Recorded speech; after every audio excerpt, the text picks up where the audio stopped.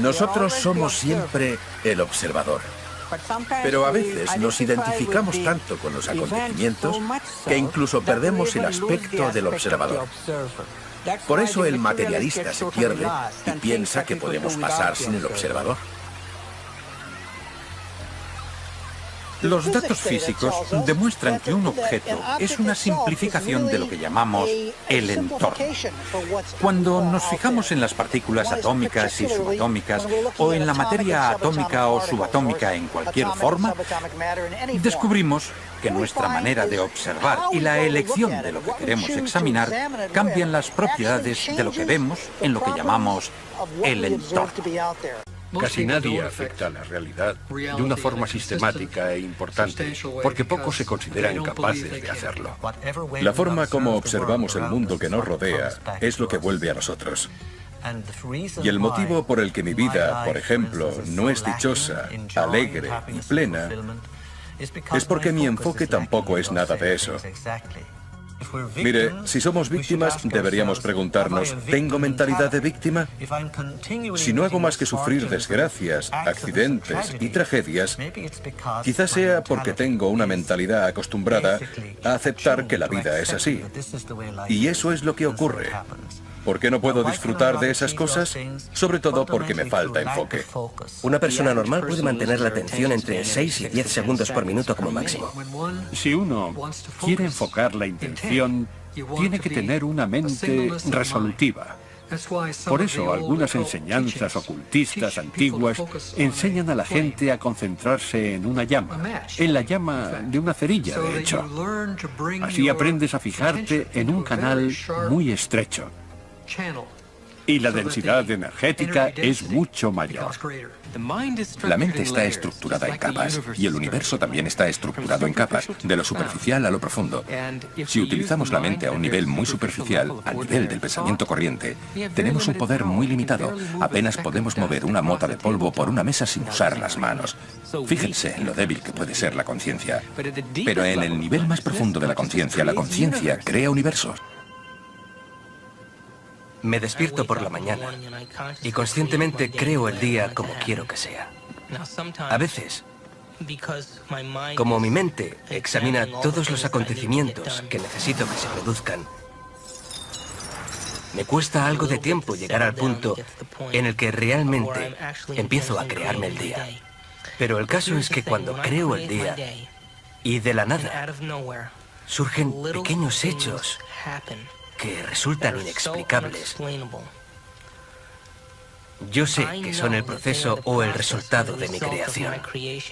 Y cuanto más lo hago, más crece en mi cerebro la red neuronal que me permite aceptar que eso es posible, lo que me da el poder y el estímulo para volver a hacerlo al día siguiente. Todos creamos nuestras propias realidades y lo hacemos porque somos el observador. Cada uno de nosotros somos el observador de nuestra realidad. Y cada conciencia individual crea nuestra realidad individual de una forma increíble. Mi hijo Evan, el físico, dice que es una cosa aditiva. Es decir, si yo me agarro a una realidad y otra persona se agarra a otra realidad. Mire, esta tarde se juega la Super Bowl y la realidad a la que se agarran los Eagles es distinta a la de los Patriots.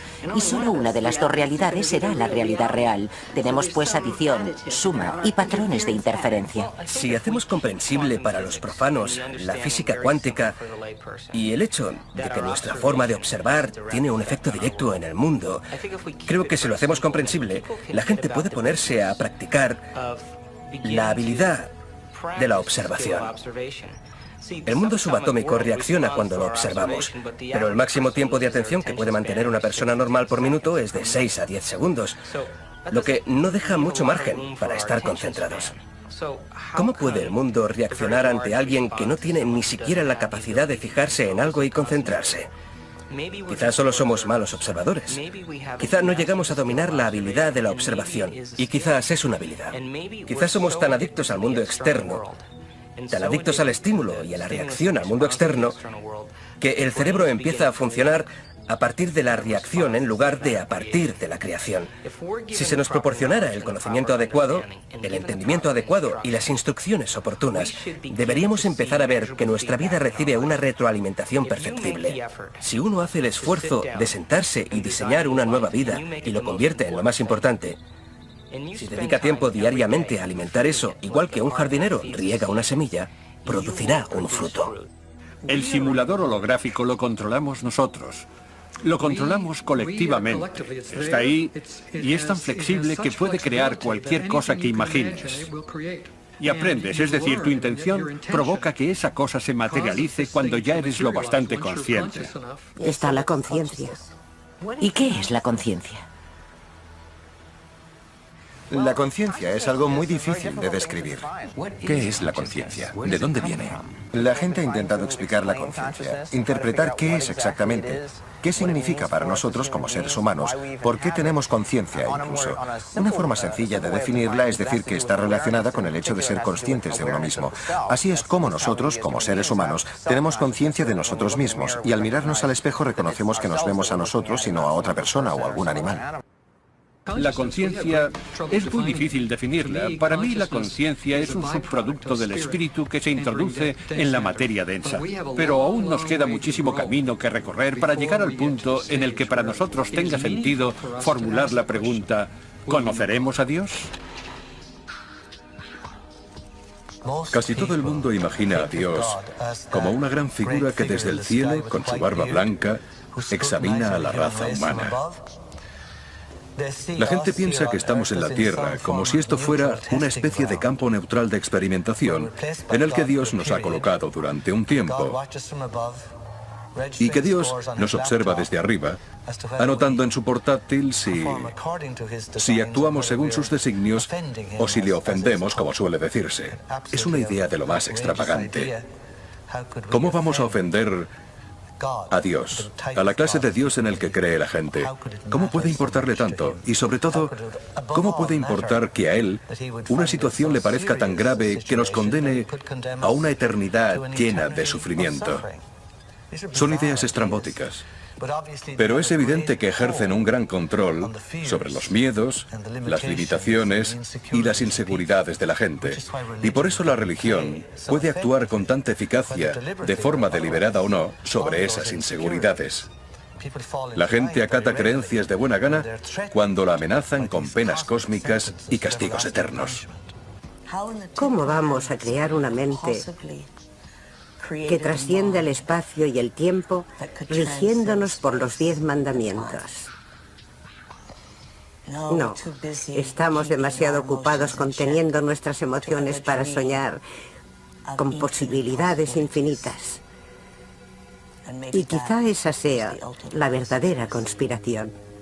A pesar de que una persona haya abandonado hace tiempo toda creencia religiosa, esa persona sigue viviendo en el marco religioso y ni siquiera lo sabe. Pero toda su concepción de cómo funciona la realidad ha sido modelada por la religión. De forma que hasta que no eliminas eso de tu sistema, no puedes marcarte el objetivo de una perspectiva evolucionista.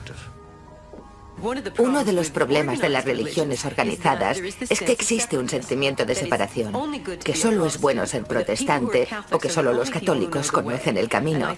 Pero yo creo que ahora nuestra comprensión actual de la física cuántica es de unidad completa, de forma que nuestra espiritualidad debe basarse en un sentido de la unidad. Este es el viaje fundamental de la espiritualidad. Cuando te preguntas, ¿por qué me siento siempre separado?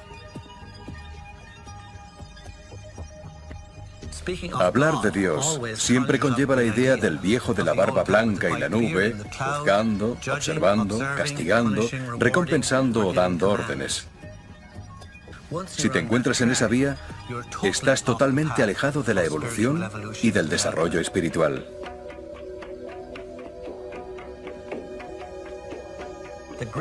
El mayor atractivo para las personas que no quieren crecer con el hecho de que hay un gran Padre en el cielo cuidándolos es poder pedirle a Jesús que lo haga por ellos. Con solo confiar en Jesús, me salvará de mis pecados, me cuidará y no me pasará nada. Pues bueno, Jesús no puede comer por mí. Jesús no puede nacer de mí. Y Jesús tampoco puede salvarme. Porque de lo que estamos hablando, en realidad, no es de que alguien te salve, Dios o algo parecido, sino que estamos hablando de una evolución personal. Si la observación puede considerarse un cálculo cuántico, el cálculo cuántico produce memoria. Siempre percibimos las cosas tras verlas reflejadas en el espejo de la memoria. Es ese reflejo en el espejo de la memoria lo que nos da la sensación de yo, de quién soy. El cerebro no conoce la diferencia entre lo que ve en su entorno y lo que recuerda, porque se activan las mismas redes neuronales. La fisiología nos dice que las células nerviosas que se activan simultáneamente están conectadas. Si haces algo una y otra vez, esas células tienen una relación prolongada. Si todos los días te enfadas, si todos los días te frustras, si todos los días sufres, si en tu vida das motivos para ser una víctima, todos los días estás reconectando y reintegrando la red neuronal. Y esa red neuronal tiene ya una relación duradera con esas otras células nerviosas llamadas identidad. También sabemos que las células nerviosas que no se activan simultáneamente, no se conectan, dejan de tener una relación duradera, porque cada vez que interrumpimos el proceso de pensamiento, eso provoca una reacción química en el cuerpo. Cada vez que lo interrumpimos, esas células nerviosas que están conectadas empiezan a romper esa larga relación. Si practicamos, el ensayo mental y nuestra capacidad mental de hacerlo provocarán que algunos circuitos cerebrales crezcan como resultado del esfuerzo. En otras palabras, será más fácil hacerlo.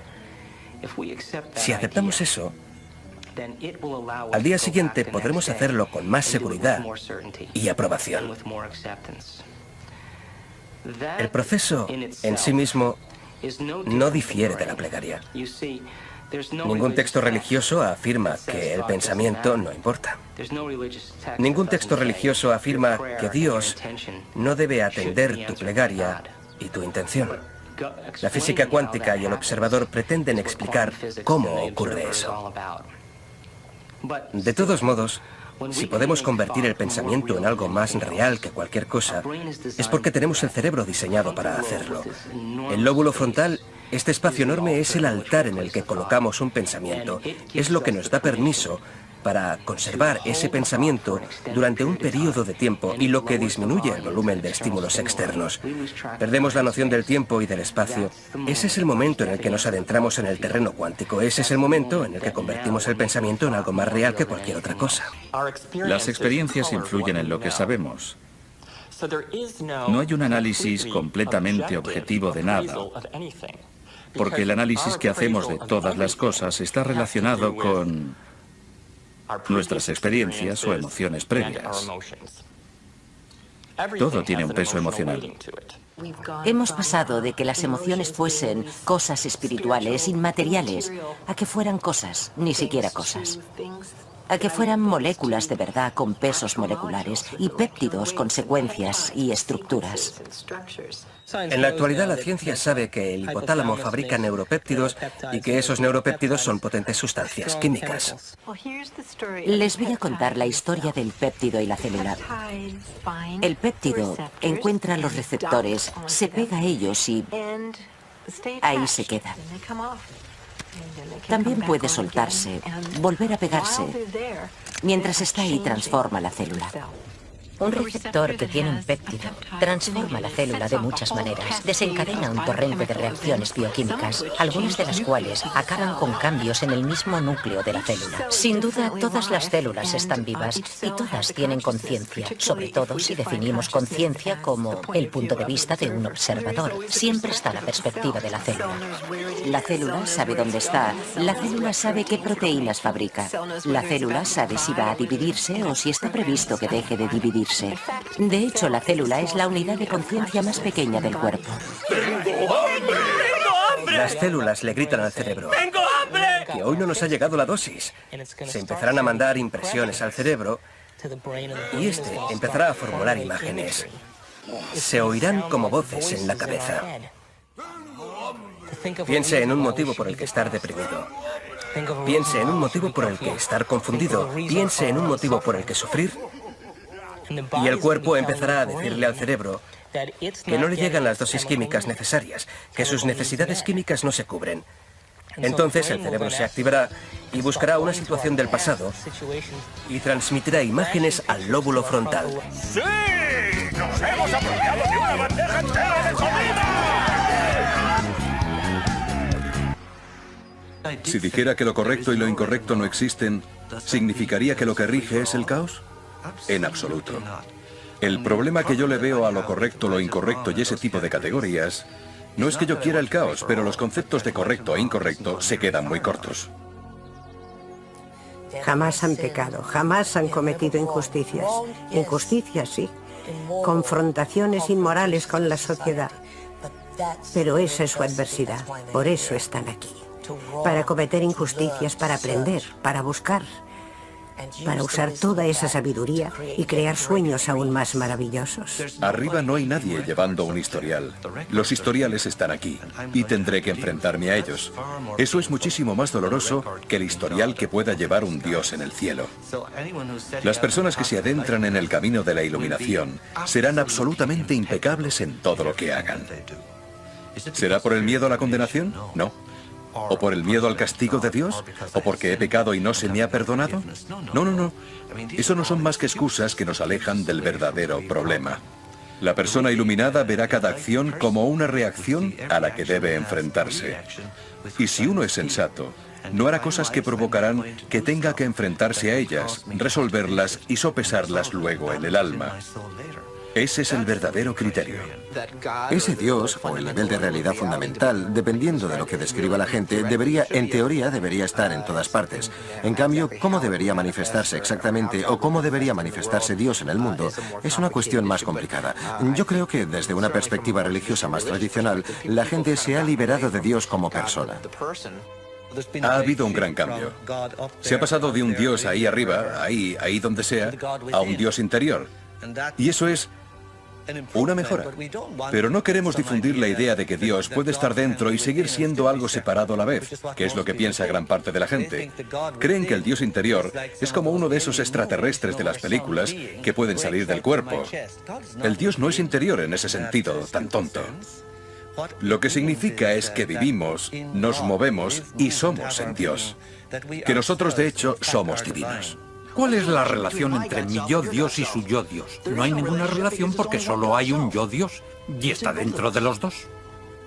Toda la gente es divina.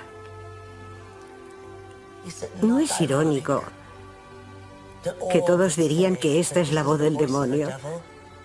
¿O que es una herejía? Si esto es una herejía, entonces lo que se promete a todo el mundo es empaparse de Dios, que es inseparable.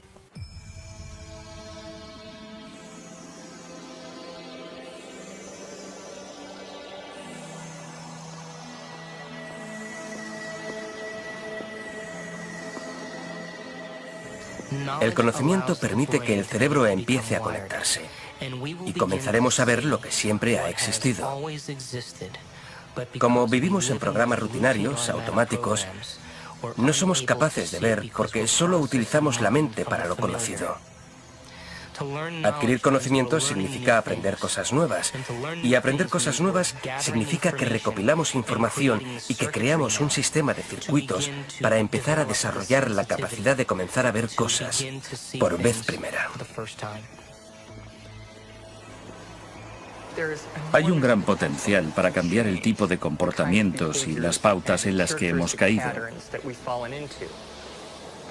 De hecho, si me ha escuchado y recuerda algo de lo que he dicho, su fisiología ya ha cambiado.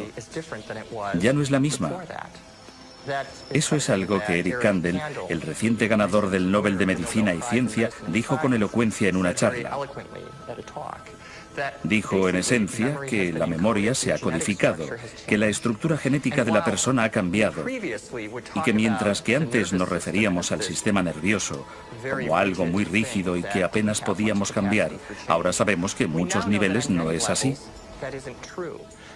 Lo cierto es que en el sistema nervioso hay muchísima plasticidad, lo que significa que hay mucha capacidad de cambiarlo.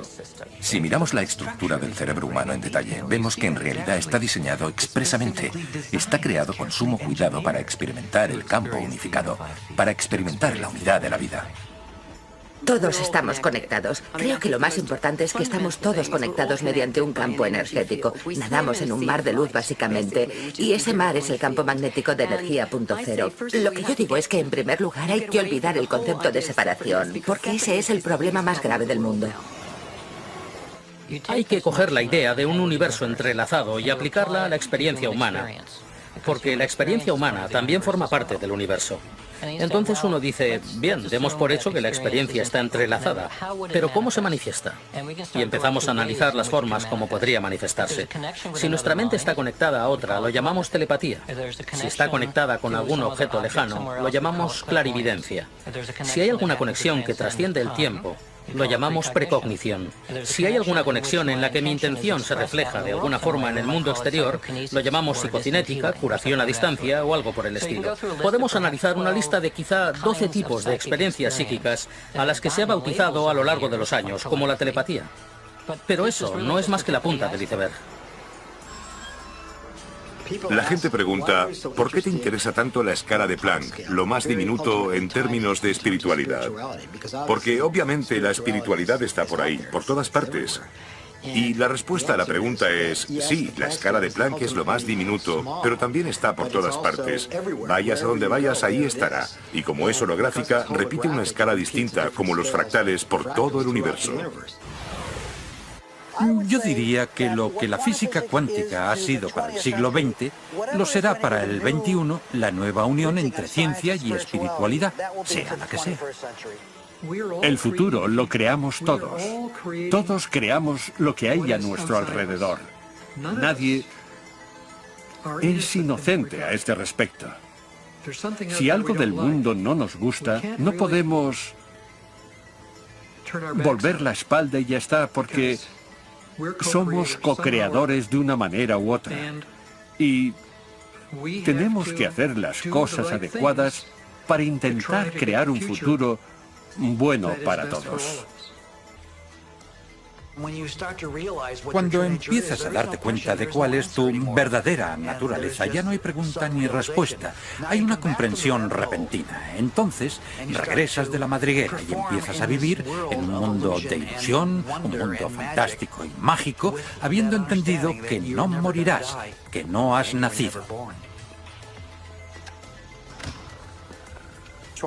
El acontecimiento real se desarrolla escogido por la conciencia entre varios acontecimientos posibles. Y por primera vez, la ciencia topa con la libre voluntad. La conciencia es libre porque no hay ninguna descripción matemática del sujeto. Solo se puede describir matemáticamente a los objetos, y solo en la medida de que son posibilidades. La pregunta sigue siendo fundamental. ¿Quién escoge?